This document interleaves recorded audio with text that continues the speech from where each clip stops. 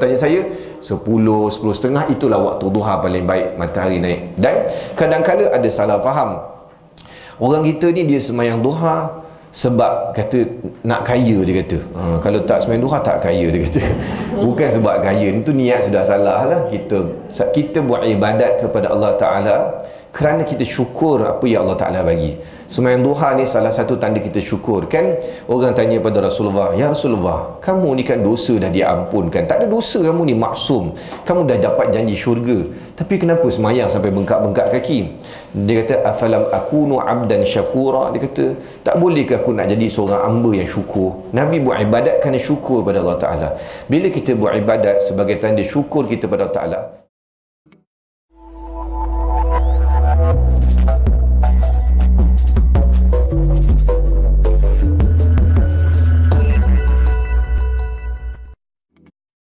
Assalamualaikum warahmatullahi wabarakatuh.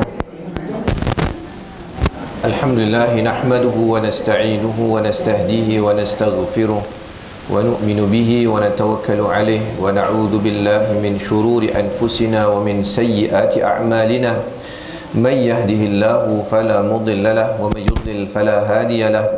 Ashhadu an la ilaha illallah wahdahu la syarika lahu wa anna Muhammadan 'abduhu wa rasuluh المبعوث رحمة للعالمين أرسله الله بشيرا ونذيرا بين يدي الساعة فأدى الأمانة وبلغ الرسالة ونصح الأمة وجاهد في الله حق جهاده اللهم صل وسلم وبارك على حبيبنا وشفيعنا وزخرنا وقدوتنا وأسوتنا محمد الرحمة المهدى والنعمة المسدى وعلى آله وصحبه ومن تبعه ونصره وولاه أما بعد. Yang saya hormati dan saya muliakan tuan-tuan, puan-puan, muslimin, muslimat dirahmati Allah Subhanahu wa taala sekalian. Assalamualaikum. Alhamdulillah, ucap syukur pada Allah Subhanahu wa taala kerana pada pagi ini Allah Subhanahu wa taala mengizinkan kita untuk bersama, dan saya menggantikan Ustaz Syahidan ke? Ustaz Syahidan tak ada. Hari tu saya jumpa dia dekat kursus Jaiz yang pegang tauliah Selangor ni. Saya pun tak pasal, saya kata ustaz ni selalu ganti kuliah saya, dia kata betul tu Ustaz Syahidan. Baik, alhamdulillah kita berada di pagi ni waktu duha. Jadi pagi ni saya fikir waktu duha ni baik untuk kita tengok intipati surah yang Allah Ta'ala bersumpah dengannya pada waktu ini, iaitulah surah Ad-Duha. Dan kata para ulama, kenapa Allah Subhanahu wa nama surah ni surah Ad-Duha? Kerana pertama Allah Ta'ala bersumpah dengan nama waktu duha, wad-duha. Waw tu dia adalah sumpah. Kan kalau kita bersumpah wallahi wabillahi, awal tu kan wallahi wabillahi watallahi, itu sumpah. Wad-duha, Allah Ta'ala bersumpah dengan waktu duha. Ada beberapa kalimah lain yang Allah Ta'ala jadikan sumpah juga. Apa dia? Seperti wal asr, wal fajr, apa lagi, wal laili idza yaghsha, kan? Yang ada was samaa'i zatil buruj. Jadi perkataan-perkataan ni bila Allah Ta'ala bersumpah menunjukkan bahawa ini adalah perkara-perkara yang penting yang Allah Ta'ala nak kita beri perhatian. Dan surah ni dia termasuk dalam surah Makkiyah. Surah Makkiyah apa dia? Surah yang turun di Mekah. Surah kan ada dua, Makkiyah dan Madaniyah. Makkiyah turun di Mekah, Madaniyah turun di Madinah. Kebanyakan ayat Makkiyah, Mekah, dia banyak cerita pasal tauhid, mengesahkan Allah Ta'ala, tidak mensyirikkan Allah, banyak pasal tauhid. Ayat Madaniyah dia banyak pasal hukum hakam. Sebab bila iman dah mantap dekat Mekah, barulah ringan untuk melaksanakan perintah Allah Ta'ala. Hukum hakam banyak dekat Madinah. Baik, surah ni adalah, ini cantik dia, surah ni dia adalah surah yang ke-11 diturunkan oleh Allah Ta'ala. Bukan ikut susunan, tapi yang diturunkan oleh Allah Ta'ala adalah surah yang ke-11. Surah pertama apa? Surah Al-Alaq, kan? Iqra' bismi rabbikal ladzi khalaq. Itu surah pertama. Surah yang ke-11 surah Ad-Duha. Surah Ad-Duha, surah ke-11, ada 11 ayat. Dia menarik. Dia kalau kita kaji Quran secara begini, dia ada memang kajian begini juga dalam Quran. Quran ni dia punya bukan sahaja ayat dia cantik, kadang susunan nombor-nombor dalam Quran pun dia perfect. Kita kata manusia tidak akan mampu buat begini. kerana ini adalah apa yang datangkan oleh Allah Subhanahu wa taala. Lepas tu Allah Taala sebut dalam Quranul Karim,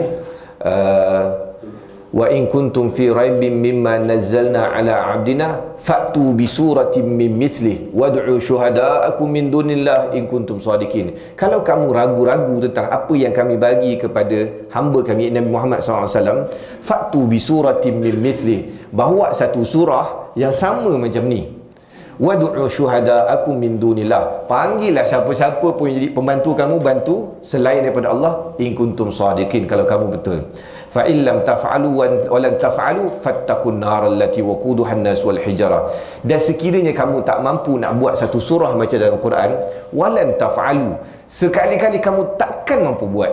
Dalam bahasa Arab, la, tidak, lan, la, nun perkataan itu maksudnya tidak akan selama-lamanya. Walan taf'alu, kamu selama-lamanya tidak akan mampu buat. Fattaqun naral lati waquduhan nas wal hijrah, maka takutlah kamu akan neraka yang bahan bakar dia an-nas wal hijarah, manusia dan juga batu-batu. Ini bahan bakar dalam neraka. Jadinya sebab itulah Quran ini tidak akan dapat ditiru. Ada cubaan-cubaan untuk mengelirukan umat dengan buat Quran palsu, ayat-ayat tambahan dan sebagainya, tapi takkan berjaya.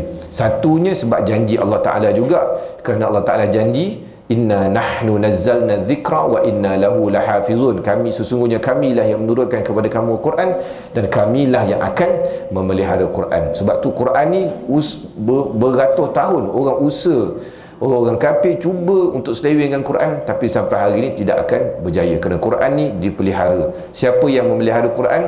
Golongan hafiz Quran, orang ulama-ulama Al-Quran. Baik. Assalamualaikum.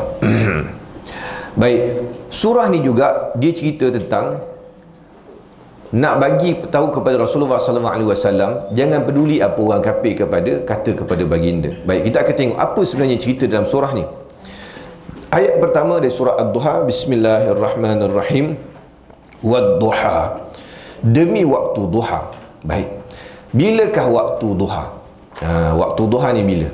Waktu duha, kita waktu pagi dia ada waktu yang Nabi SAW sebut, siapa yang duduk lepas solat subuh berzikir, ingat Allah, duduk majlis ilmu dan sebagainya, sampai waktu isyraq, lepas sikit waktu isyraq yang kita boleh solat sunat isyraq tu, maka bagi dia pahala umrah sempurna. Nabi sebut, contoh kita kuliah subuh kan, kita sembahyang subuh berjemaah, kita duduk dengan kuliah subuh sampai habis kuliah subuh, kita solat sunat isyraq, ataupun kalau dah masuk duha, kita solat sunat duha. Orang ni akan dapat pahala umrah sempurna. Nabi ulang 3 kali, sempurna, sempurna, sempurna. Ni pahala besar lah kan.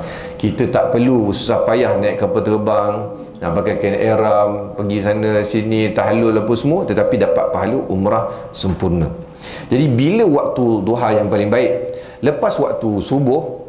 Kalau kita kuliah subuh dekat masjid, dia akan ada bunyi tinik jam tu, dia bunyi kan, itu waktu isyraq. Waktu isyraq tu waktu subuh habis lah.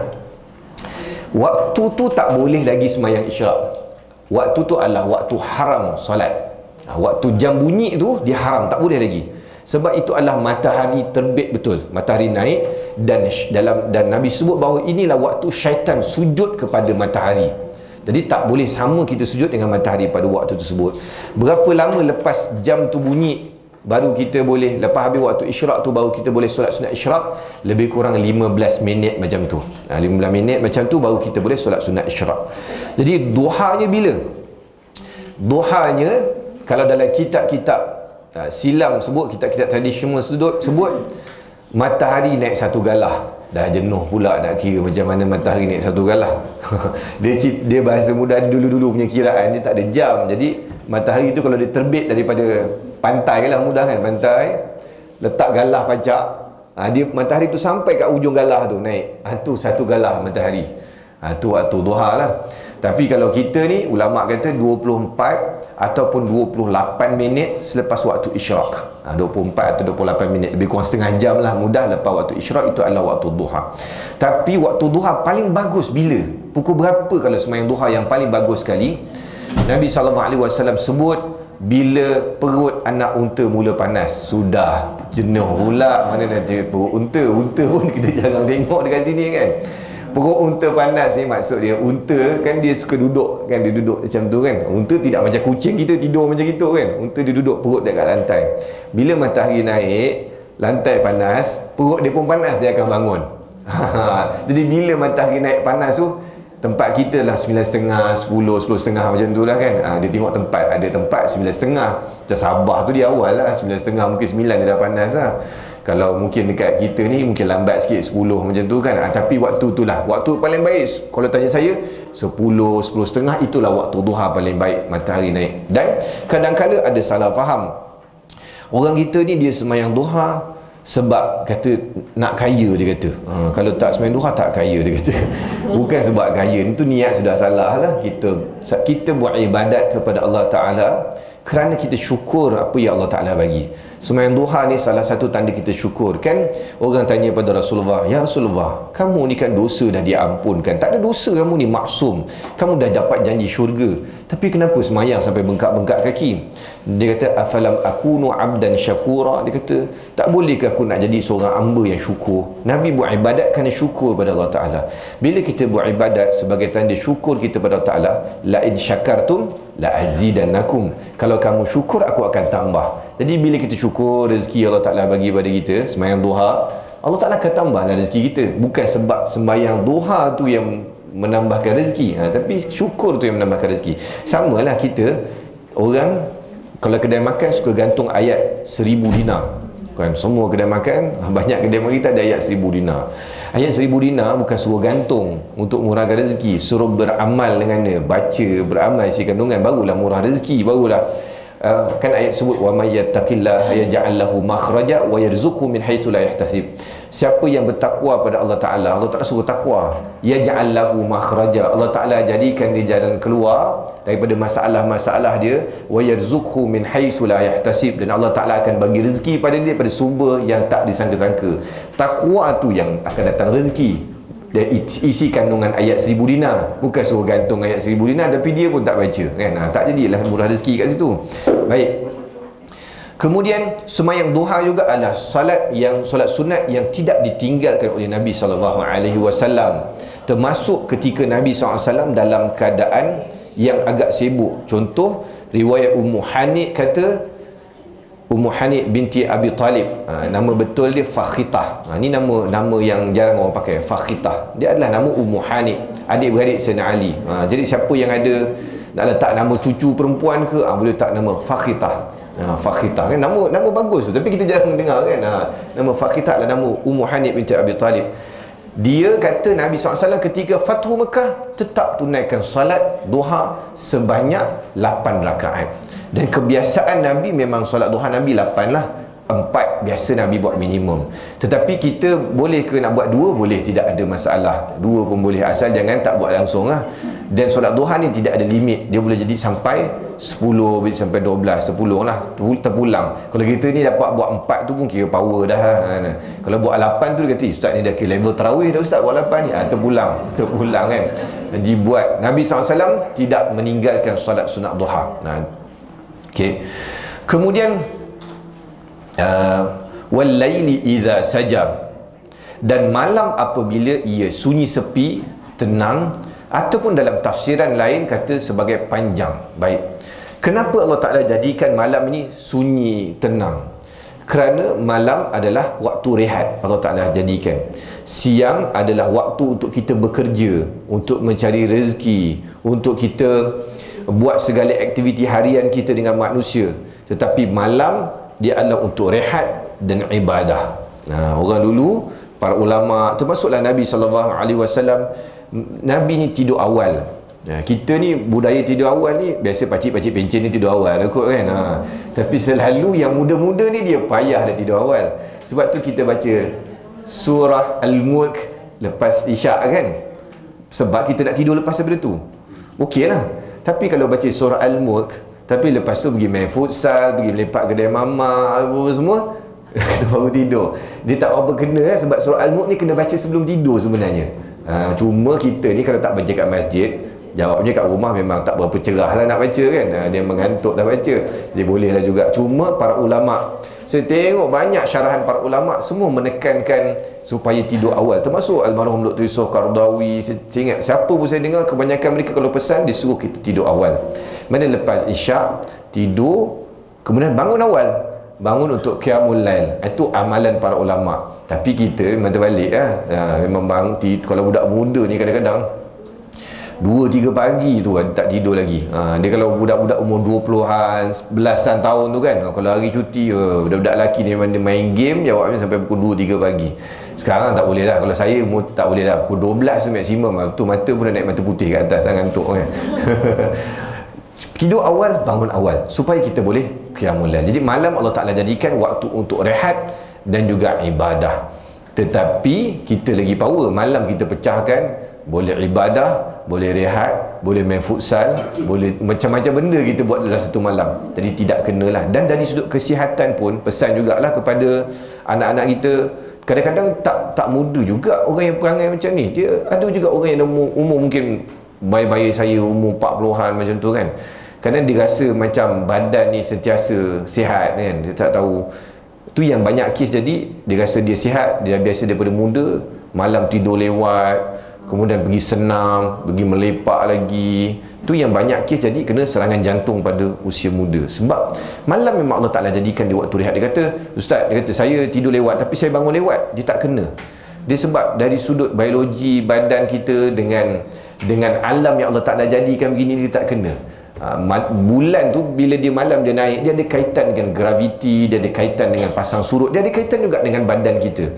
Jadi bila waktu yang sepatutnya badan kita rehat tapi kita tidak rehat, maka benda tersebut akan menyebabkan penyakit lah. Dia akan lambat laun. Lagi kalau dia tidak jaga, walaupun nama dia nampak macam bersenam, tapi kadang-kadang lepas senam isap melepak, isap rokok pula lepas daripada tu. Ini yang benda-benda yang tidak bagus lah. Dia bertentangan dengan fitrah yang Allah Ta'ala jadikan.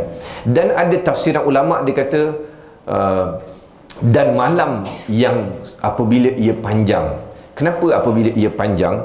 Ayat ni dia cerita tentang ada satu ketika sebelum turun surah Ad-Duha ni, ada satu ketika Allah Subhanahu Wa Ta'ala hentikan sekejap wahyu. Dan juga Nabi SAW mengalami sakit sampai Nabi tak boleh nak bangun malam. Nabi adalah orang yang sangat jarang meninggalkan bangun malam qiyamul lail. Kita bangun malam juga, tapi sebab kecil manis pergi beli air selalu. Tapi Nabi SAW bangun malam kerana qiyamul lail. Dan Nabi punya qiyamul lail ni, siapa yang baca kitab Syama'il kita pun tahulah kan. Nabi buat 8 rakaat, riwayat Aisyah. 4 rakaat, 1 salam, style Nabi lah. Tapi 4 rakaat tu, rakaat pertama surah Al-Baqarah, rakaat kedua surah Ali Imran, rakaat ketiga surah An-Nisa, rakaat keempat surah Al-Anfal atau surah Al-A'raf. 4 rakaat. Satu surah Baqarah tu saja 286 ayat, 2 juzuk lebih, surah paling panjang dalam Quran. Satu rakaat Nabi buat. Surah kedua 3, 4 itu Nabi punya bangunan tu sampai bengkak kaki. Sebab Nabi sembahyang terlalu lama berdiri sampai bengkak kaki. Kita bengkak kaki juga, tapi sebab salah makan lah, kena gaut kaki bengkak, tak boleh berdiri, sembahyang duduk atas kursi. Jadi Nabi tidak pernah meninggalkan malam kecuali beberapa ketika, antaranya beberapa waktu sebelum surah Duha ni turun.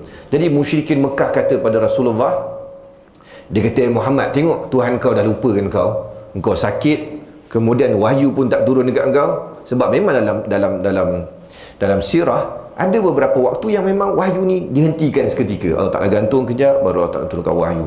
Jadi Nabi terasa dengan apa yang dikatakan oleh musyrikin Mekah ni. Sebab tu turun surah, nanti kita akan tengok. Baik. Dan sebab tu juga ada ulama tafsir yang kata walaili idza saja, dan apabila malam ia panjang. Kenapa panjang? Panjang dan pendek malam ni dia subjektif. Contoh, bagi orang yang baru kahwin, mungkin malam dia pendek lah dia rasa. Ataupun orang yang keletihan, dia tak tidur lama, penat siang, malam tu tetap mata, subuh dah dia kata. Kejap sangat malam dia kan. Tapi bagi orang yang sakit, contoh siapa yang masuk hospital kan, malam tu sangat panjang nak tunggu sampai siang. Kejap 1 jam doktor datang ambil darah, kejap 1 jam doktor tanya ni, kejap 1 jam nak tunggu ke siang. Aduh lamanya nak tunggu siang ni kan, tak boleh tidur. Malam dia akan terasa panjang bagi orang sakit. Ataupun contoh ada peristiwa yang sukar bagi kita. Apa? Siapa yang biasa bukan biasa, yang pernah aksiden kereta, dia tahu lama proses ni kan. Accident nak tunggu polis datang, ambil gambar, pergi balai, pergi towing kereta, pergi bengkel pula. Padahal waktu tu kejap je, tapi kita rasa macam lamanya menunggu kan. Bila kita rasa susah, dia akan jadi satu tempoh yang lama. Jadi bila sakit, nak tunggu malam tu terasa lama. Jadi sebab tu ada sebagai ulama tafsir diterjemahkan sebagai wan nahari idza tajalla, dan apabila malam ia panjang. Sebab Nabi SAW pada ketika sebelum surah ini diturunkan, Allah Subhanahu Wa Taala jadikan Allah Taala menjadi Nabi terkena sakit disebabkan pada waktu tersebut. Baik, kemudian kenapa Allah Ta'ala kaitkan waktu pagi dan malam? Kerana satu, pagi wadduha wal laili idza saja. Saya sebut tadi, siang, pagi adalah untuk kita bekerja, kita berurusan dengan orang, lakukan aktiviti harian. Malam waktu rehat dan ibadah. Dan kita, Allah Ta'ala, dan kita umat Nabi Muhammad SAW sangat dianjurkan untuk menghidupkan pagi kita. Kita orang Islam ni diajar untuk jadi morning person. Sebab tu kita mula pagi kita awal. Kalau boleh sebelum subuh, kita mulakan pagi kita dengan ibadah pada Allah Subhanahu Wa Taala. Dan pagi tu kita mulakan dengan kebaikan. Antaranya kita sedekah, yang orang buat sedekah subuh tu kan. Kerana Nabi SAW sebut bahawa malaikat turun, Allah Ta'ala hantar dua malaikat turun pada waktu pagi, doa, Allahumma a'ti munfiqan khalafa, ya Allah gantilah lebih baik bagi orang yang infak pada jalan Allah SWT. Dan Nabi juga doa, Allahumma barik lana fi bukurina, ya Allah berkatilah kami pada waktu pagi kami. Jadi pagi ni adalah waktu yang berkat, yang baguslah kita mulakan kehidupan kita, kita penuhi pagi kita dengan keberkatan. Contoh pergi program duha ni pun baguslah kita hidupkan pagi kita kan. Sebab kalau kita tak ada program macam ni, kat mana kita ada? Mungkin kita ada dekat warung. Kalau dekat kebun tu bagus juga lah kan, adalah keluar peluh juga. Ataupun mungkin tidur, ataupun mungkin tengok TV, tengok TikTok dan sebagainya. Mungkin kita tak isi dengan perkara bermanfaat. Jadi bagus juga pagi kita mulakan isi pagi kita dengan perkara yang bermanfaat. Baik. Ma wadda'aka rabbuka wa ma qala. Ini Allah Ta'ala bagi tahu pada Nabi bahawa Tuhanmu wahai Muhammad tidak meninggalkanmu, tidak benci kepadamu seperti mana yang dituduh oleh golongan musyrik. Kerana saya sebut tadi sebelum ayat ni turun, Nabi sakit, wahyu terhenti. Musyrikin Mekah kata, tengok Tuhan kau dah lupakan kau. Allah Ta'ala bagi tahu, ma wadda'aka rabbuka wa ma qala, bahawa Tuhanmu wahai Muhammad tak meninggalkanmu, tidak benci denganmu. Apa yang musyrikin Mekah cakap tu semua tidak betul. Allah Ta'ala turunkan ayat ni nak pujuk Nabi SAW. Baik. Kata para ulama, ada hikmah kenapa Allah Ta'ala jadikan wahyu ni dia terputus-putus, ada kala pendek, ada kala waktu dia agak panjang. Kerana Allah Subhanahu Wa Taala nak bagi Nabi SAW rasa rindu dengan kalamullah, dengan wahyu yang turun daripada Allah Subhanahu Wa Taala. Kan kita kalau benda tu sentiasa ada, dia tak rindu. Tapi kalau benda tu dia lama tak jumpa, dia datang rindu. Ini sifat manusia lah.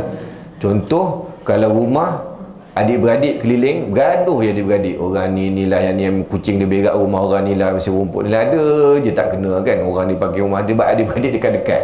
Cubalah adik-beradik jauh, sekali-sekala balik, dia wangi sikit lah kan. Dia wangi sikit, dia rindu lama tak jumpa, buat video call. Sebab jauh kan. Kalau dekat tak ada nak buat video call ni, dia duduk sebelah rumah, hari-hari tengok menyampah pula muka kan. Dia macam itulah manusia ni. Jadi kadang-kadang bila berjauhan ni dia bagus juga. Dia bagus. Sebab tu ada pepatah Melayu kata apa, sayang bini tinggal-tinggalkan. Maknanya sekali-sekala tu biar berjauhan sikit lah kan, supaya dia rasa dia ada manis dan rindu. Hari-hari tengok menyampah, tengok muka orang tu, dia kata kan. Contoh. Jadi itu contoh. Jadi kata Sayyidina Uthman bin Affan, jika seorang itu merindui Tuhannya, maka dia tidak akan puas mendengar kalam Rabbnya. Kalau kita cinta pada Allah, apa medium untuk kita berbicara dengan Allah? Kalamullah lah. Quran tu adalah kalamullah. Kita solat, bila kita solat kita baca Quran lah kan. Bila kita baca Quran, dalam riwayat sebut bila kita baca Fatihah, Alhamdulillahirabbil alamin, Allah Ta'ala jawab pada kita, Hamidani abdi, hamba aku sedang memuji aku. Maknanya kita sedang berkata-kata dengan Allah Ta'ala. Bila kita baca Quran, kita ulang-ulang baca Quran, bererti kita sedang seolah-olah membaca apa yang Allah Ta'ala, bukan seolah-olah, memang kita membaca apa yang Allah Ta'ala sedang sampaikan kepada kita. Contoh, kalau kita sayang kepada seorang, contoh dulu-dululah, 50 tahun 60 tahun dululah, mungkin pakcik-pakcik zaman bercinta dulu, zaman pakai surat lah kan, pakai surat, letak bedak, daun pandan ke apa kat situ nak bagi wangi. Kemudian surat tu sampai, hari-hari baca surat tu kan, sium wangi, letak. Saya tak sempat, saya zaman moden. Saya tak sempat surat dah. Saya sempat zaman SMS 50 sen tu. Sempat tu zaman saya. SMS 150 sen lah, mahal satu zaman saya. Surat akan simpan. Padahal surat tu lama dah, tengok hari-hari baca, simpan, letak bawah bantal kan. Sebab apa? Sebab sedang bercinta dengan orang yang menulis surat tu. Samalah kadang-kadang jadi kes, jadi kes, contoh salah seorang daripada pasangan meninggal dunia kan, dia akan tengok mesej-mesej lama, apa yang tulis voice note. Sebab tu tanda manusia bila dia mencintai sesuatu, dia akan ulang-ulang tengok. Kalau tanda kita cinta pada Allah Ta'ala, kita akan bacalah ayat yang Allah Ta'ala sampaikan kepada kita, ulang-ulang. Dan guru saya juga sebut, macam mana kita nak kira hubungan kita dengan Allah, hari tu hubungan kita kuat ataupun tidak, tengok berapa banyak kita boleh baca Quran dalam satu hari. Guru saya sebut gitu, dia punya indikator dia dekat situ.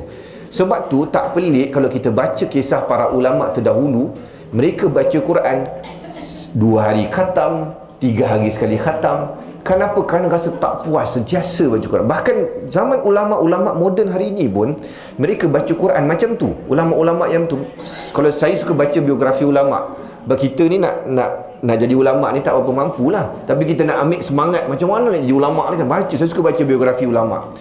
Kita akan dapati orang-orang keliling dia akan cerita bahawa guru mereka ni, syekh ni, ada waktu je berhenti kejap je baca Quran, ada berhenti kejap je baca Quran, dan mereka memang hafal Quran, sentiasa baca Quran setiap hari. Jadinya itu tanda hubungan mereka dengan Allah Ta'ala sangat hebat, sebab mereka boleh baca. Kan saya pernah cerita seorang syekh, anak saya tahnik dengan Syekh Quraim Rajih. Syekh Quraim Rajih ni antara ulama Quran yang paling tinggi sanad di dunia. Dia last datang Malaysia 2020 sebelum Covid dia datang. Anak saya tahnik dengan dia. Syekh Quraim ni baca Quran macam kita main handphone. Macam mana kita main handphone? Berhenti traffic light, buka telefon. Parking kereta, buka telefon. Kedai makan sambil makan, buka telefon. Kan tu kita sekarang ni kan. Macam tu Syekh Quraim dengan Quran. Selayaknya lah dia pegang sanad Quran paling tinggi. Betapa rapatnya hubungan dengan Quran. Tak puas-puas dengan Quran. Nampak? Jadi kita kalau betul merindui Allah Subhanahu Wa Ta'ala, kena banyaklah baca Quran. Dan baca Quran paling baik adalah pada waktu pagi. Kerana kita menumpang berkat Quran pada waktu pagi tu, seharian kita akan diberkati. Saya dengar kata Syekh Yasir Dosari, salah seorang imam muda dekat Masjidil Haram, Syekh Yasir Dosari, dalam kuliah dia kata, cuba kau baca Quran pagi 2 muka surat, kau akan tengok keberkatan hari kau tu macam mana. Besok kau tambah jadi 5 muka surat, kau tengok keberkatan hari kau bertambah macam mana. Kau baca lagi banyak, hidup kau akan bertambah lagi banyak. Jadi sebaiknya kita mulakan pagi kita dengan baca Quran. Ikutlah mana yang kita mampu kan, baca 2 muka surat ke 3 muka surat ke. Kita niat juga untuk supaya ya Allah, berkat Quran ni aku tumpang hari ni ya Allah. Kerana memang Quran ni Allah Ta'ala kata, wa hadza kitabun anzalnahu mubarakun. Ini adalah kitab yang kami turunkan, padanya penuh keberkatan. Allah Ta'ala janji macam tu. Jadi kita nak dapat berkat Quran, bukan macam kita gantung kat pintu, tapi kita kena baca Quran tersebut, menumpang keberkatannya. Walal akhiratu khairul laka minal ula. Dan sesungguhnya kesudahan keadaanmu lebih baik daripada permulaan. Yang ni ada 2 tafsiran para ulama mufassirin. Pertama kata, kesudahanmu lebih baik daripada permulaan, akhirat lebih baik daripada dunia. Dan memang betul lah. Dan kita pun tahu akhirat apa pun jauh lebih baik daripada dunia. Kerana dunia ni dia sementara. Nikmat yang ada dekat dunia pun dia tak kekal. Apa-apa pun yang ada pada kita, nikmat kat dunia kita seronok, nikmat kita dapat kita seronok kan, dia sekejap je seronok dia. Contoh, kalau kita jenis suka membeli barang, shopping, kan suka beli barang kan, shopping kan, apa nikmat dia? Nikmat dia bila beli tu, keluar duit beli kita bawa kan, tu nikmat dia. Balik rumah dia tak rasa sangat dah benda tu, tak apa nak rasa. Shopping online, apa rasa nikmat dia? Bila abang JNT tu sampai rumah, dia kata, ni barang sampai, kita pun seronok, seronok potong kotak kan. Itu seronok dia kan. Lepas tu tak ada apa lah kan. Saya ni hobi suka kumpul kereta kecil-kecil diecast tu. Saya kumpul banyak kereta Formula 1, kereta rally, memang hobi lah saya. Kumpul pejabat atas meja banyak, kawan banyak. Seronok bila? Seronok beli. Beli best kereta ni kan. Lepas tu dia letak atas susun. Tu habis kat situ. Dia seronok orang beli lagi lepas tu. Susun kat sini tambah banyak seronok. Ni dia kosong lagi ni, nak kena cari kereta apa pula nak isi penuh kat sini. Tu seronok dekat situ. Nikmat sementara. Kita beli kereta best berapa lama? 5 tahun lah best dia. Biasanya 5 tahun lah. 5 tahun lepas pakai, dia start keluar bunyi anak ayam, anak kucing apa semua, absorber bunyi, radiator panas semua kan. Biasa gitu. Ada dah tak seronok dah. Beli telefon seronok apa? Masa mula-mula tak kerti pakai. Macam mana? Seronok. Aduh macam ni. Terang kamera dia. Lepas seminggu, dia tak best lah. Dah boleh campak atas katil kan, telefon. Macam tu lah kita. Apa-apa sahaja nikmat yang ada dekat dunia, dia tidak kekal. Bahkan tanda dunia ni tak kekal, nikmat dia tak kekal. Kita ni adalah tanda nikmat tak kekal. Dulu muda sihat. Bahasa muda, kalau orang lelaki jatuh pokok pun tak ada apa. Banyak pokok jatuh perbung, tak ada apa, okey je orang pasukan. Dah lama sikit, dah berusia, salah tidur atas katil pun tak boleh bangun. Bukan jatuh katil kan, tidur tu salah pusing pun dah tak boleh bangun dah. Tu tanda maknanya Allah Ta'ala dah mula tarik sikit. Nikmat tu dia tidak kekal. Dunia memang tidak kekal. Yang kekal akhirat kita akan kekal muda. Tak perlu produk keremajaan kulit ke apa ke, tak perlu. Muda.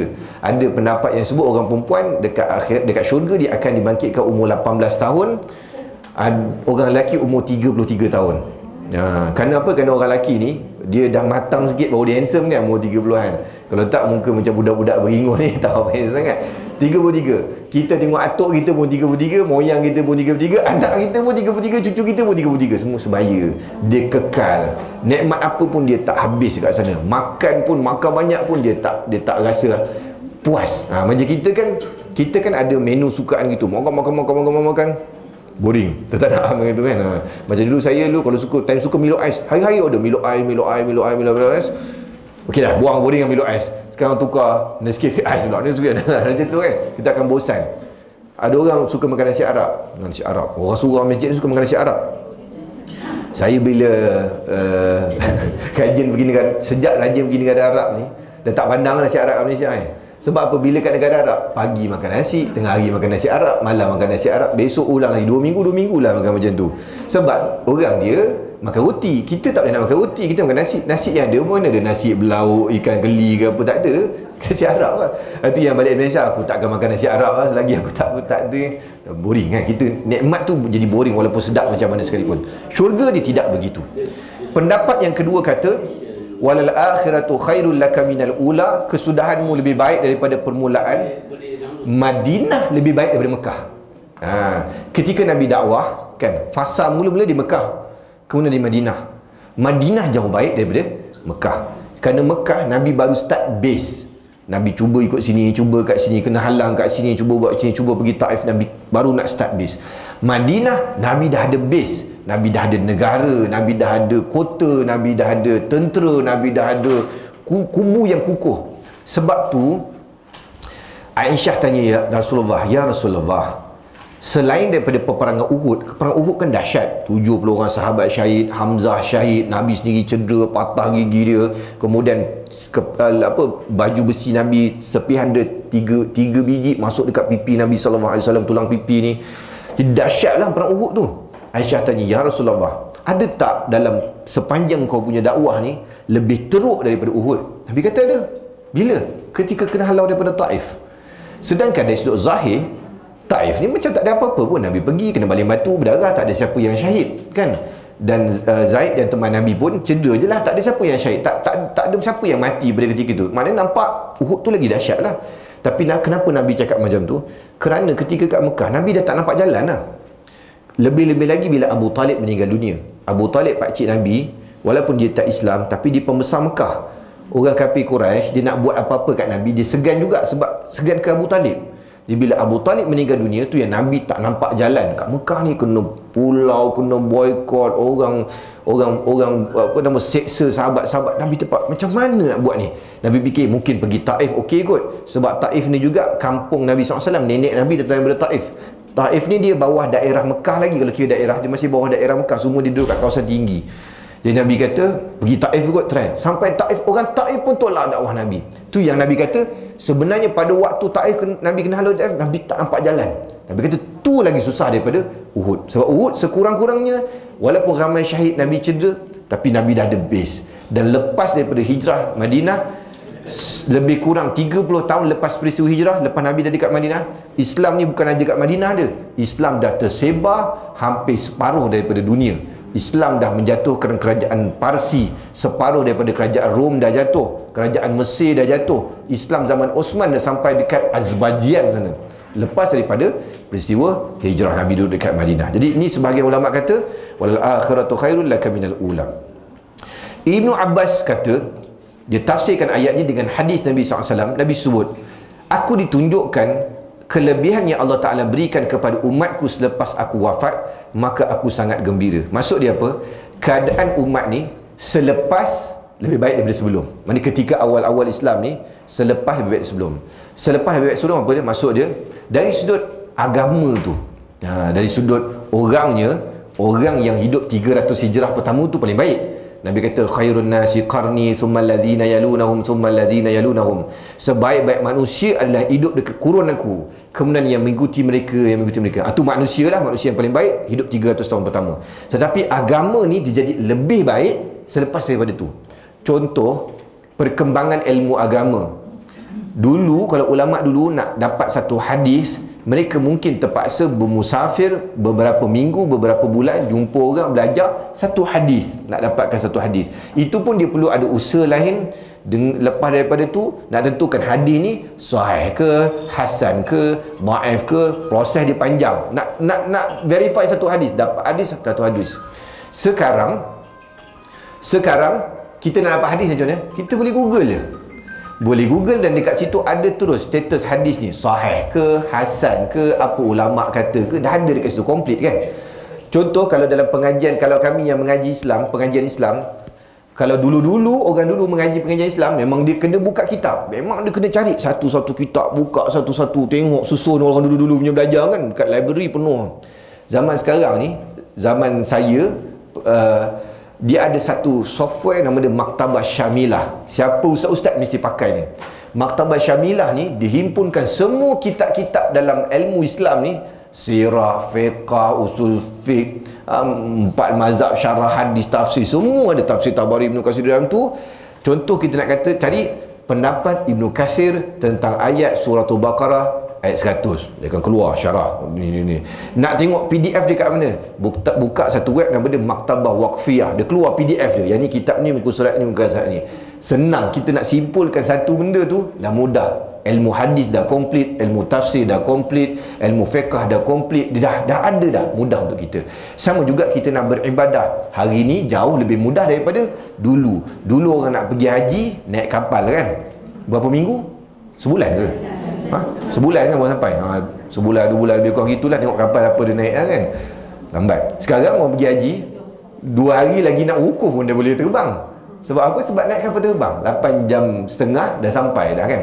Ibadat lagi mudah. Dulu orang dulu pergi haji, itu yang kalau kita baca pantang larangan ihram, banyak yang dah tak berapa kena dekat kita. Contoh memburu kan, pantang larangan ihram memburu. Siapa yang pakai ihram memburu hari ni? Pakai ihram gimana? Tadi kita tak memburu dah. Orang dulu dia kena memburu sebab dia kena memasak kan. Daripada perjalanan tu memasak, susah payah. Sekarang kita dah tak ada memburu, apa nama, dan pergi haji pun tak payah masak, dah ada catering. Orang dulu saya tengok video tahun 50-an ke 40-an dekat internet kan, lu haji dengan masak kayu api dengan kain ihram tu susah. Sekarang nak ibadah lusun batu, bawa lusun batu pergi haji kan, lusun batu pergi haji, bawa belacan pergi haji, susah, periuk apa semua. Kita hari ni dah mudah. Jadi maknanya dari sudut agama pun mudah. Dulu pun nak cari ilmu agama susah, ustaz pun tak ramai. Sekarang ustaz ni ada satu lori, ramai lah ustaz-ustaz boleh ada. Kemudian masjid pun dah selesa, ada aircon, ada kipas besar, ada macam-macam lah. Jadi agama walal akhiratu khairul laka minal ula. Ada ulama tafsir juga kata, maknanya umat aku ni lepas daripada aku dia lebih ni. Dan Islam pun hari ni kita sedang berada ni, dia adalah waktu pengikut ataupun umat Islam paling ramai sejak Islam Allah Ta'ala beri kepada Nabi SAW. Start Nabi buat dakwah, ni kita sekarang berada ni 2 bilion umat Islam, ramai sekali. Cuma yang sedihnya adalah kita ramai tapi kita lemah lah. Tu kelemahan kita. Wala sawfa yu'tika rabbuka fatarda, dan sesungguhnya Tuhanmu akan memberikanmu kejayaan dan kebahagiaan di dunia dan akhirat sehingga engkau redha dan berpuas hati. Wala sawfa yu'tika rabbuka fatarda, Allah Ta'ala janji, sabar Muhammad, lepas ni aku akan bagi pada kamu kejayaan. Allah Ta'ala janji kejayaan dan nikmat sampai kamu redha. Mana Nabi nak bagi tahu, kata ulama tafsir, sabarlah. Ujian dakwah ni memang tak mudah. Sebab apa? Sebab Nabi SAW dan Nabi-Nabi SAW semua bila buat kerja dakwah mesti ada susah. Wa kadzalika ja'alna likulli nabiyyin aduwa, dan demikian tu kami jadikan setiap nabi tu dia ada musuh dia. Buat kerja dakwah dia mesti ada orang tak suka. Biasa kalau buat kerja dakwah mesti ada orang yang akan kata macam-macam. Kata tengok Ustaz Kazim sampai kena sihir. Macam itulah, tu biasa kerja dakwah. Kalau kita baca ulama-ulama dahulu pun, berapa ramai ulama-ulama dulu yang masyhur meringkuk dalam penjara. Imam Syafi'i, imam mazhab kita, pernah meringkuk dalam penjara. Imam Ahmad bin Hanbal, hujung ayat dia masuk dalam penjara, hujung-hujung tu tak boleh mengajar. Kemudian Imam Bukhari kena pulau hidup dia sampai didoa pada Allah Ta'ala, dunia ni terasa sempit sebab semua orang kerana fitnah orang pulau dia.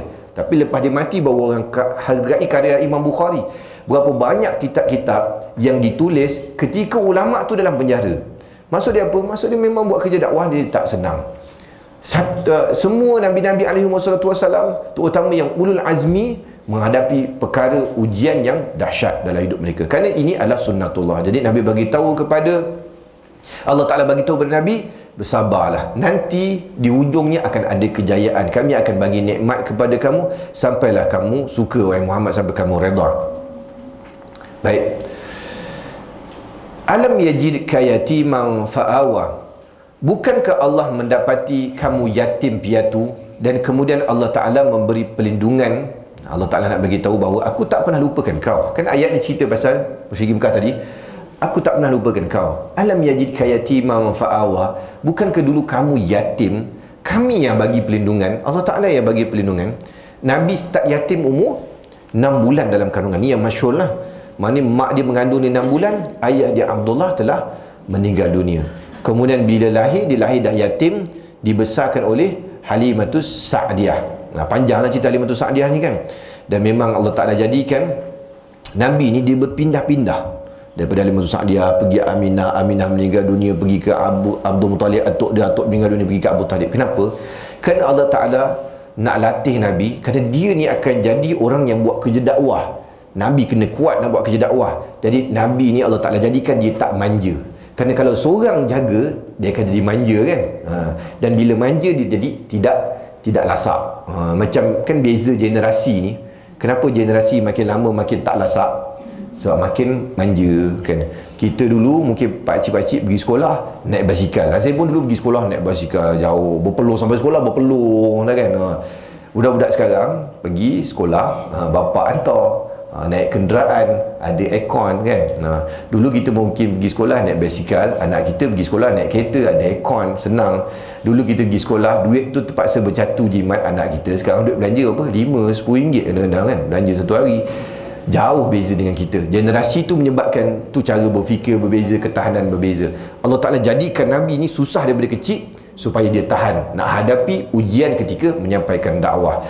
Mulalah Halimatus Sa'diyah. Halimatus Sa'diyah ni cerita dia menarik juga. Halimatus Sa'diyah ni kampung dia Bani Sa'ad. Halimah tu nama dia, As-Sa'diyah tu gelaran kampung dia, Bani Sa'ad. Dia orang Bani Sa'ad. Jadinya Halimah ni bila kampung dia ni memang ambil upah menyusukan bayi. Orang perempuan dia ambil upah macam tu. Ketika dia datang, Halimah ni keluarga dia susah tau asalnya. Dia susah, miskin. Dia cuma ada keledai yang dah tak larat, yang dah tak keledai yang memang jalan pun perlahan, dan kambing yang tak subur, tak keluar susu, dah tak beranak kambing dia. Bila pergi daripada kampung nak pergi Mekah, ni saya ringkaskan cerita ni, orang sampai kata pada Halimah, cepatlah sikit, lambat sangat lah kau punya keledai ni kan. Orang tunggu dia tak lambat sangat. Jadi sebabkan dia lambat, itu yang orang lain sampai dah dapat baby lain, Halimah tak dapat baby. Dia tak ada option, dia terpaksa ambil Nabi SAW. Kenapa dia tak nak ambil Nabi? Sebab Nabi anak yatim, takut tak ada orang nak bayar upah kan, mampu ke tidak nak bayar upah ni kan. Jadi sebab tu dia terpaksa juga ambil Nabi, sebab dia tak ada pilihan, tak nak balik tangan kosong, ambil je lah Nabi. Kenapa dia terpaksa? Sebab dia datang lambat, keledai dia lambat, keledai orang lain sampai awal. Tapi Allah Ta'ala nak tunjuk keberkatan Nabi SAW. Walaupun Nabi waktu tu bayi, dia ambil je Nabi SAW, letak atas keledai dia tadi yang tak larat, macam lepas minum extra jos lepas tu. Jadi macam macam bertenaga. Bila balik, dia potong keledai lain. Aju, sampai orang kata, ni ke keledai yang tadi tu? Ni yang keledai yang tadi? Aju. Kambing dia kat rumah, yang tadi kita kata dah tak keluar susu, dah tak larat, tiba-tiba jadi gemuk, jadi susu banyak, membiak.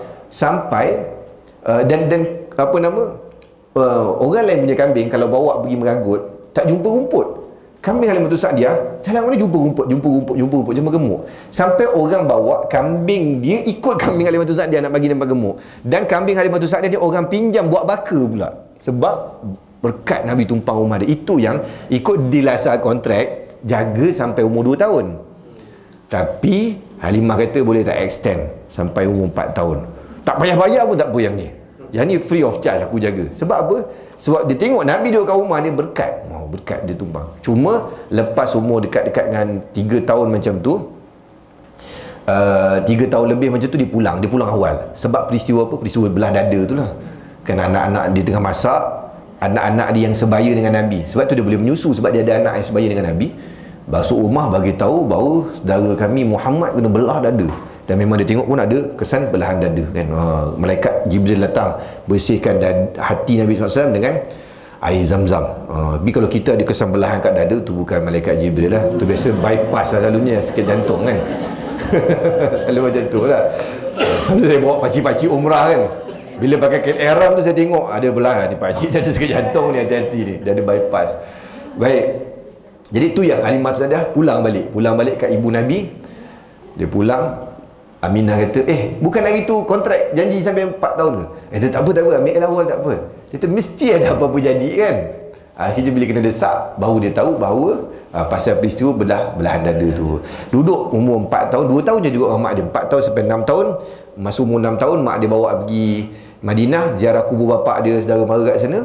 Balik, mak dia meninggal dunia dalam perjalanan balik dekat Abuah, lebih kurang 100 km daripada Mekah lah. Satu meninggal dunia. Duduk dengan siapa? Atuk pula, Abdul Muttalib. Dan Nabi ni dia duduk dengan siapa-siapa pun orang sayang kat dia, orang sangat suka kat dia. Duduk dengan siapa pun. Bila duduk dengan Abdul Muttalib, atuk dia ni, Abdul Muttalib ni, atuk dia garang raja. Abdul Muttalib raja. Dekat Mekah, dekat Kaabah dia ada kursi khas dia, kursi raja. Orang lain tak boleh duduk, anak dia tak boleh duduk, cucu lain tak boleh duduk. Nabi selamba je panjat atas kursi tu duduk. Pakcik dia kata, kau jangan duduk situ, dia atuk marah lagi. Kemudian benda tu sampai kat pengetahuan Abdul Muttalib. Abdul kata, kau jangan duduk situ, Muhammad tak boleh duduk situ, yang ni kesayangan aku. Nabi boleh duduk situ. Dan Nabi juga banyak belajar ciri kepimpinan, berucap, handle mesyuarat dengan sebagainya, tengok daripada atuk dia, Abdul Muttalib. Umur 8 tahun, atuk dia pula meninggal. Kemudian diganti dengan siapa? Abu Talib pula jaga Nabi SAW. Cuma Abu Talib ni pun, walaupun bapak dia tu Abdul Muttalib raja Mekah, tapi dia bukan ada duit sangat. Anak dia ramai. Kemudian zaman tu raja, dia kena keluar duit sendiri buat maintenance Kaabah, tukar kain, kiswah, buat maintenance, semua keluar duit sendiri. Jadi Abu Talib ni tak apa ada duit sangat. Itu yang Nabi SAW ambil upah jaga kambing. Dan Nabi sebut Rasul-Rasul kerja jaga kambing ni antara kerja awal Rasul-Rasul SAW. Hampir ke semua Rasul pernah jaga kambing waktu muda. Kenapa? Kerana siapa yang boleh mengurus kambing, dia boleh mengurus umat. Kerana kambing degil sama macam manusia juga. Kambing menganda-nganda pun sama macam manusia kan. Kambing kan susah jaga kan. Kan kembung perut lah, demam lah, itulah, ini menganda-nganda macam manusia. Dan degil macam manusia juga kambing ni. Orang kata makan rumput, dia pergi makan pokok bunga orang. Macam tu lah manusia. Banyak benda halal, benda haram juga dia nak makan. Jadi sebab tu siapa yang boleh urus kambing, dia boleh mengurus umat. Jadi Allah Ta'ala latih gitu. Dan Nabi SAW sentiasa dijaga dalam perjalanan tu panjang laga, sampai bila sampai umur dewasa, dia kahwin dengan Khadijah, dan Khadijah pula menjaga Nabi SAW. Alam yajidka yatima wa wajadaka dhallan fahada. Dan didapatinya engkau tercari-cari, lalu Allah memberikan petunjuk wahyu, yakni Al-Quran kepada kamu. Nabi sebelum dia dapat wahyu, dia tak tahu siapa Tuhan. Seperti mana yang berlaku pada Nabi-Nabi lain. Cuma dia ada al-fitrah salimah. Hati dia memang bersih. Dia tahu berhala ni bukan benda sembah. Sebab tu benda yang sama berlaku dalam Quran cerita pasal Nabi Ibrahim. Kan Nabi Ibrahim waktu dia kecil, bapak dia tokeh berhala. Tapi Nabi Ibrahim rasa macam, takkan ni Tuhan, pada waktu tu dia belum dapat wahyu lagi. Itu yang cerita dalam Quran. Dia tengok orang sembah berhala, dia kata benda tak betul tu, yang malam dia kapak berhala-berhala tu kan. Kan orang kata sami'na fata yuqal lahu Ibrahim. Ni tak ada kerja lain, kami dengar ni budak muda nama Ibrahim, tak ada kerja lain daripada awal. Kan bila awal-awal Nabi Ibrahim Allah Taala sebut falamma ra'al ra'a kaukaba qala hadha rabbi falamma afala qala la uhibbul afilin. Mula-mula dia tengok kaukaba, bintang-bintang, dia kata gagak ni Tuhan kot. Tapi bintang bila siang dia hilang. Itu takkan hilang, ni bukan Tuhan ni. Falamma ra'al qamara baziran qala hadha rabbi. Kemudian Nabi Ibrahim tengok bulan, dia kata yang ni cerah sikit, yang ni kot Tuhan. Kemudian bulan pun hilang pada waktu siang, dia kata bukan bulan ni, bukan Tuhan ni. Falamma ra'a syamsa baziratan qala hadha rabbi hadha akbar. Bila dia tengok matahari, dia kata yang ni lagi besar, lagi power. Hadha akbar, yang ni kot Tuhan. Tapi matahari pun bila malam je hilang juga. Kemudian akhirnya Allah Ta'ala sadingkan cerita, Allah Ta'ala bagi petunjuk kepada Nabi Ibrahim dan dia jadi Rasul, menyampaikan dakwah kepada kaum dia. Nabi SAW pun begitu juga. Daripada awal, walaupun Nabi tak tahu siapa Tuhan sebenar pada ketika itu, tak nampak jalan macam mana nak beribadah ke apa semua, tak nampak cara macam mana yang sebetulnya lagi kerana belum dapat wahyu. Tetapi Nabi ni dia ada, Allah Ta'ala jadikan dia terpandu, dan Allah Ta'ala pelihara Nabi daripada perkara-perkara yang tak elok. Sembah berhala Nabi tak buat. Walaupun keliling dia orang sembah berhala, Nabi tak sembah berhala. Di Mekah selalu ada pesta-pesta. Nabi waktu kecil teringin juga nak pergi, tapi setiap kali Nabi nak pergi Nabi sakit perut, Nabi demam, jadi tak boleh nak pergi. Ada satu cerita Nabi ketika kecil-kecil macam budak-budak lain, kalau Kaabah tu nak bina apa-apa, batu akan ambil dekat mana? Dekat Bukit Ajiat. Yang kalau tuan-tuan pergi kan ada hotel Ajiat kan, bukit kat situ. Daripada dulu batu tu orang ambil pergi kat Masjidil Haram. Yang kena angkat siapa? Budak-budak muda lah. Jadi budak-budak muda ni bila angkat batu letak atas ni, dia tak nak batu tu direct kena kulit nanti calar. Apa dia buat? Dia akan singkap kain dia. Bayangkan macam kain pelekat tu lah, dia akan singkap kain, letak atas, letak batu. Jadinya batu tak kena pada badan, cuma aurat terdedah lah, lutut dengan perut. Nabi ikut tengok kawan-kawan dia buat waktu kecil, dia pun nak try juga. Dia baru nak angkat kain, Nabi kata aku rasa macam kena tampar. Pah! Nabi pingsan. Pada ketika itu Allah Ta'ala nak pelihara Nabi daripada mendedahkan aurat sampai tahap macam tu sekali. Kemudian Allah Ta'ala akhirnya lepas Nabi ketika Nabi umur 38, 39, 40, Nabi 3 tahun tu Nabi mula ada dekat Gua Hira. Nabi munajat pada Allah Ta'ala dan akhirnya Allah SWT memberikan wahyu kepada Nabi sallallahu alaihi wasallam. Okey. Wa wajadaka ailan fa'aghna, dan didapatinya engkau miskin, maka Allah memberikan kamu kekayaan. Dulu kan kita cerita Nabi jaga kambing, Nabi miskin, Nabi susah, tapi lepas tu Nabi jadi kaya. Nabi kaya bukan sebab kahwin dengan Khadijah, tapi sebelum dari betul lagi Nabi dah kaya sebenarnya. Sebab apa rahsia dia? Nabi jujur. Zaman tu semua orang menipu. Macam zaman hari ni lah, bukan boleh percaya semua orang pun. Hari ni zaman tu sama juga menipu, tapi Nabi orang yang sangat terpercaya. Cerita yang masyhur, ada seorang ni, dia datang daripada kampung dia 3 hari perjalanan nak buat umrah dekat Mekah. Umrah ni kan daripada zaman Nabi Ibrahim kan, cuma zaman musyrikin Mekah ni dia modify sikit-sikit lah. Jadi dia singgah kedai Nabi jaga, dia kata aku beli barang ni, kau jaga kejap, nanti aku lepas selesai umrah aku ambil, aku bawa balik. Dia pun pergi tawaf, pergi sa'i, tahlul apa semua, balik dia lupa. Dia balik rumah dia. Perjalanan berapa hari? 3 hari. Dah duduk dekat rumah 3 hari. Kalau kita ni tu 3 hari main telefon ke apa, baru tengok ada barang beli tertinggal. Dah duduk dah 6 hari. Datang balik Mekah, berapa hari lagi? 3 hari. 9 hari. Alangkah terkejut dia nampak Nabi masih menjaga barang tu dekat situ. Jangan kata zaman Nabi, zaman kita pun 9 hari orang tak tunggulah kan, hilang dah. Kalau kita kata orang berniaga pasar malam, tak ada orang nak menunggu pasar malam sampai 9 hari, orang hilang tempat lain dah. Nabi tunggu. Itu yang start FYP, start viral. Orang cerita bahawa kalau nak berurus niaga dengan budak nama Muhammad ni, dia sangat jujur. Dan sebab itulah juga Khadijah ni memang dia ada duit. Dia ada duit, dia pandai bisnes, tapi dia akan upah orang-orang yang dia percayai untuk niagakan barang dia. Siapa yang bantu dia? Pertama, pembantu nama Maisarah.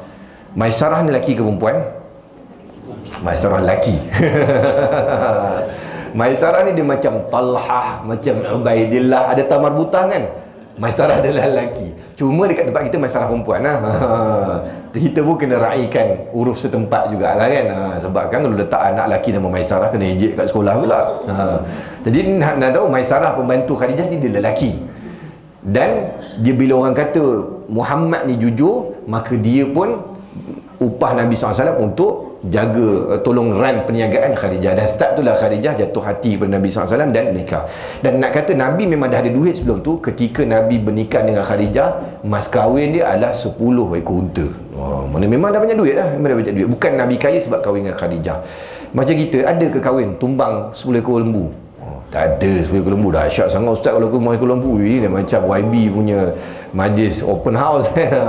Open house YB pun tak ada 10 ekor unta. Nabi 10 ekor unta. Jadi Nabi memang dah kaya sebelum kahwin dengan Khadijah.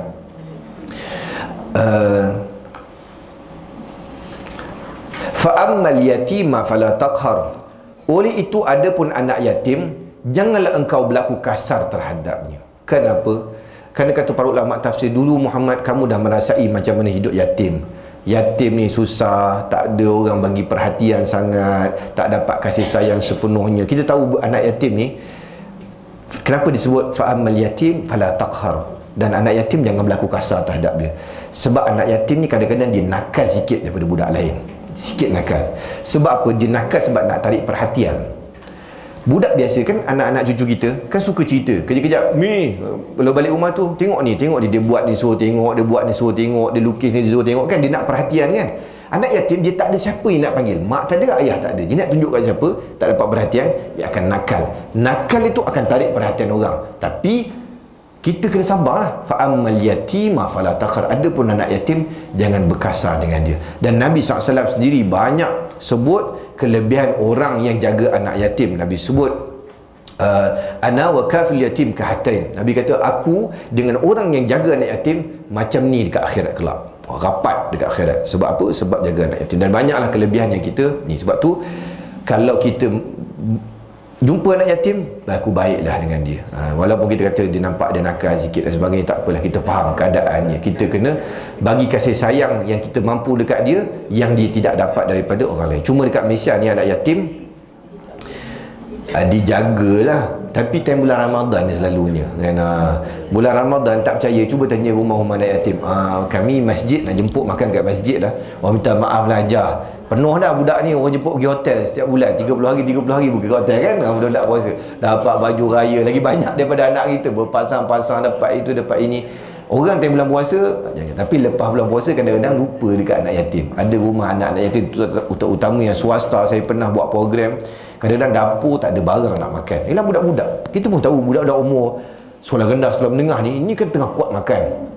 Bayangkan macam mana pengusaha rumah anak yatim nak bagi makan 30 orang yang tengah kuat makan ni. Weh, pening pada tu. Saya kata orang yang jaga rumah anak yatim yang swasta ni, saya memang selut lah. Ni memang orang yang betul-betul berhati mulia. Sebab apa? Sebab susah lah nak jaga perangai budak, nak membesar lagi dengan dari sudut keuangan dia hebat. Betul, kalau kita ada kelebihan, bagilah, bantulah rumah anak-anak yatim yang kita tengok macam dhaif dan sebagainya. Okey.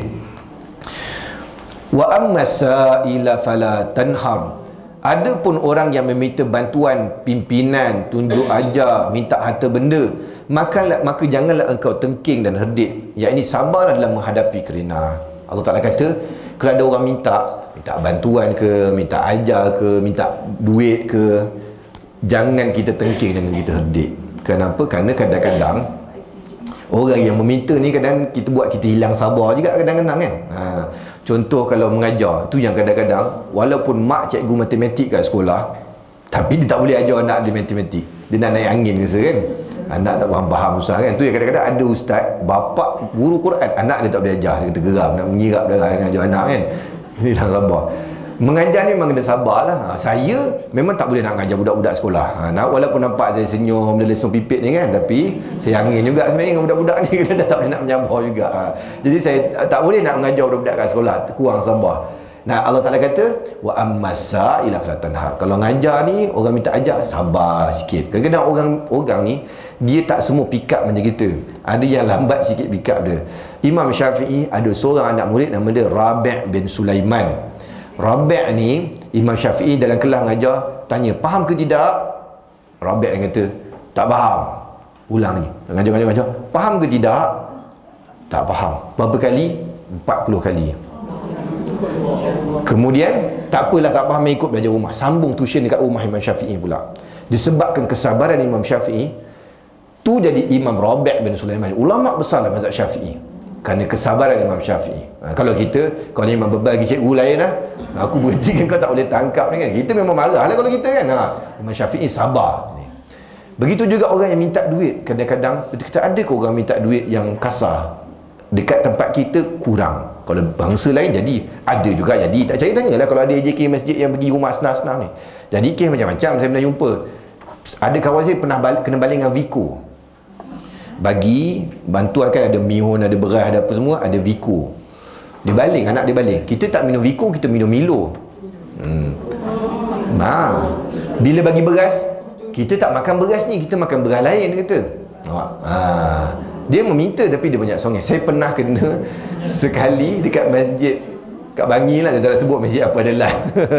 Ada masjid tu, saya parking kereta. Lepas sembahyang saya masuk kereta lah. Kita masuk kereta, kadang-kadang kita tak terus jalan kan, kita kadang buka telefon, tengok mesej apa semua ni. Ada orang ketuk tingkap, saya pun buktung dalam tingkap. Ada orang tu bawa kitab-kitab sikit, tapi dia bukan orang Melayu lah, dia bukan bangsa kita, dia orang luar. Dia orang luar, dia cakap bahasa Inggeris. Jadi dia kata minta sedekah untuk dia. Saya ingat tengok untuk madrasah ke apa, dia nak jual kitab-kitab dia lah. Saya kata saya tak nak kitab, saya kat rumah ada banyak kitab. Tak apalah, saya bagi duit lah, saya bagi duit sedekah. Saya bagi pun taklah sikit, dalam 15-20 ringgit juga saya bagi macam tu. Bukan RM1-2 saya bagi, RM20. Dia marah saya. Dia kata beli kereta mahal-mahal bagi RM15-20, dia kata. Amboi. Ya, saya kena tu, depan masjid dia kena. Lepas tu dia kata, kau nak ambil tak nak, sudah, aku tak nak beli kitab-kitab ni, dia kata. Dia sebut pun, saya ingat dia sebut harga kitab tu pun mahal. Saya kata kitab mahal tu, duduk sampai beratus-ratus sebut kitab tu kan. Kita tahulah, kita biasa dengan kitab kan, kita tengok kitab, kita tahu harga berapa. Dia marah, dia kata beli kereta ni mahal-mahal, dia kata sedekah amboi. Itu yang Allah Ta'ala kata, wa ammasa ila falatanhar. Kadang-kadang dengan orang macam ni yang meminta ni, kena sabar. Jangan tengking, jangan terhedip. Orang Arab kan, kalau style dia, kalau orang minta sedekah, dia tak tolong dia buat apa? Buat macam ni. Ni maksud dia apa? Minta Allah. Tu orang Arab punya style. Kalau tengok kat Mekah kan, orang minta sedekah macam ni. Dia faham, orang tu faham, dia pun faham. Minta Allah. Sebab kadang-kadang ada setengah tempat tak boleh nak bagi, kena serbu. Mekah tu jangan buat masalah, bagi kena serbu. Sama juga saya kalau pergi kamp pelarian, kadang-kadang bawa volunteer, saya bagi tu pada volunteer. Duit jangan bagi. Kalau nak bagi betul dan nak balik dekat kemah, dalam kemah tu kita tengok susah, anak dia sakit kan, bagi naik van caw. Jangan tunggu. Kalau tunggu kejap lagi, dia macam ada networking. Dia bagi tu, orang ni orang Malaysia datang bawa duit, kejap lagi kena serbu, tak boleh keluar. Okey. Wa ammal bi ni'mati rabbika fahaddits. Adapun nikmat Tuhanmu hendaklah engkau sebut-sebut sebagai menzahirkan kesyukuran. Ada satu hadis riwayat riwayat Imran bin Husain, dia kata inna Allah yuhibbu idza an'ama ala 'abdihi ni'matun an yara athara ni'matihi alaih. Sesungguhnya Allah Ta'ala menyukai apabila dia memberi nikmat atau kurniaan ke atas hambanya, agar terlihat kesan nikmat yang diberikan itu padanya. Maksud dia apa? Allah Ta'ala suka kalau Allah Ta'ala bagi nikmat, kita zahirkan, nampak syukur, Alhamdulillah Allah bagi kan. Contoh mudah, kita ada duit, bukan tak ada duit, ada duit cukup makan apa semua, belanjalah sesuai dengan duit kita. Maksudnya kalau kita duit banyak, belanjalah, tunjuk nikmat tu. Pakailah baju elok sikit, pakai kereta elok sikit, makan elok sikit, supaya kita kata ini nikmat Allah Ta'ala bagi, Alhamdulillah Allah Ta'ala bagi duit. Ini duit banyak dalam bank tapi kedekut kan, macam haji bakhil bin lebay kedekut. Dia sendiri pakai baju. Saya ada satu tempat, saya kuliah tu lah. Ni kawasan orang kaya ni, macam perempuan kat lah orang kaya ni kan. Pakcik dia kata, Ustaz tahu tak, tengok pakcik tu yang naik motor magat patah tu. Macam dia tu. Tahu tak pakcik tu punya pendapatan sebulan berapa? Dia ada kilang orang sewa 30,000. Kemudian dia ada apa dah lagi, dia punya pendapatan tu dah 50-60 ribu. Tapi pakai pakaian yang compang camping kan. Kadang-kadang orang kita salah faham tentang zuhud. Zuhud bukan macam tu. Khuzu zinatakum inda kulli masjid wa kulu washrabu wa la tusrifu. Wahai anak Adam, pakailah pakaian yang cantik untuk bila pergi masjid. Pakai pakaian elok lah. Wala tusrifu, jangan berlebih-lebih je. Wa kulu washrabu wa la tusrifu. Makan minum tapi jangan melampau. Mana makanlah benda sedap, makan-makanlah. Tapi jagalah, ingat pesan doktor juga kan. Wala tusrifu, jangan berlebih-lebih. Mana kita bila kita ada nikmat, kita tunjuk, jangan kita simpan. Kadang-kadang ada orang mungkinlah disebabkan dulu dia hidup dalam keadaan susah, dia berjimat sangat, simpan duit dalam bank banyak, takut belanja, simpan. Tapi kita kena ingat tu hasil usaha kita susah payah. Kalau kita mati, kita berjimat macam orang gila, kita simpan, kita mati, duit tu orang lain yang belanja nanti. Rezeki dalam ahli sunnah wal jamaah, rezeki adalah apa yang kita nikmati. Yang kita simpan tu belum tentu rezeki kita. Yang kita nikmati, kita pakai baju, kita makan, yang kita guna, itu rezeki kita, confirm. Yang kita belum guna, yang tu belum tentu rezeki kita. Rezeki tak boleh salah, dia mesti seorang je dapat rezeki. Contoh, kita makan kan, kita pegang makanan, dah pegang dah ni, jatuh, bukan rezeki kita. Letak makanan atas meja, kucing lompat pun jatuh, bukan rezeki kita. Yang dalam bank lagi bukan rezeki kita. Jadi ada yang kita ada, gunakan nikmat tersebut, syukur. Kalau nak ada sedekah, sedekah tu untuk kita. Kemudian gunakan, jangan terlalu berjimat, kedekut sangat. Biasa ni pengalaman saya yang muda ni lah, tapi jumpa ramai orang, selalu orang yang terlalu berkira sangat, Allah tak akan uji dekat duit dia. Duit dia akan habis, kena tipu, kena scam, macam-macam. Ada orang yang sampai saya kenal lah kawan-kawan semua yang terlalu berjaga, nak belanja takut, buat ni tak cukup-cukup kat duit dia. Kita tengok kira kadang-kadang barang tu 60 sen punya beza harga, dia sanggup pergi kedai lain. Kadang orang tanya saya, ni beli berapa ni? Entah, saya pun tak tahu sangat harga berapa. Tapi kalau kita beli barang dapur, saya memang tak tahulah harga berapa. Kita ambil, kita anggap selalu je dalam 200 lebih macam tu lah dia punya nilai dia barang dapur. Kalau tanya saya sabun ni harga berapa, saya memang tak tahulah harga berapa kan, tak pernah nak tengok satu-satu. Tapi ada orang yang dia, kedai ni RM10, 60 sen.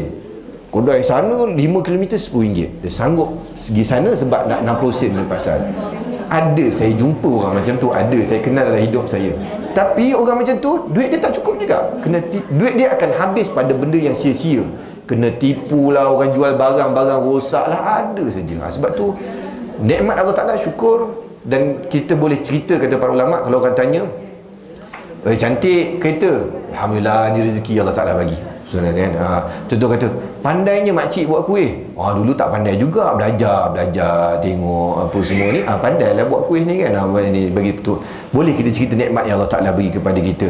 Tapi dia cuma jangan sampai jadi ujub, jangan jadi riak. Itu saja. Wallahu a'lam. Mudah-mudahan apa yang kita baca daripada kalamullah pagi ni dapat memberi kefahaman agama kepada kita dan tambah takwa kita pada Allah Subhanahu wa taala. Saya mohon maaf jika ada salah silap dan sebagainya. Aqulu qauli hadza wa astaghfirullahal azim li wa lakum. Wassalamualaikum warahmatullahi wabarakatuh. Bismillahirrahmanirrahim. Alhamdulillahirabbil alamin. Wassalatu wassalamu ala asyrafil anbiya'i wal mursalin wa ala alihi wa sahbihi ajma'in. Allahumma fa'na bima 'allamtana wa 'allimna ma yanfa'una warzuqna ilman yanfa'una wa zidna ilman. Allahumma faqihna fid din wa 'allimna ta'wil. Allahumma ij'alna minal ladzina yastami'una al-qawla fayattabi'una ahsana. Rabbana atina fid dunya hasanah fil akhirati hasanah wa qina adzaban nar. Wa sallallahu ala sayyidina Muhammad wa ala alihi wa sahbihi wa sallam. Walhamdulillahi rabbil alamin.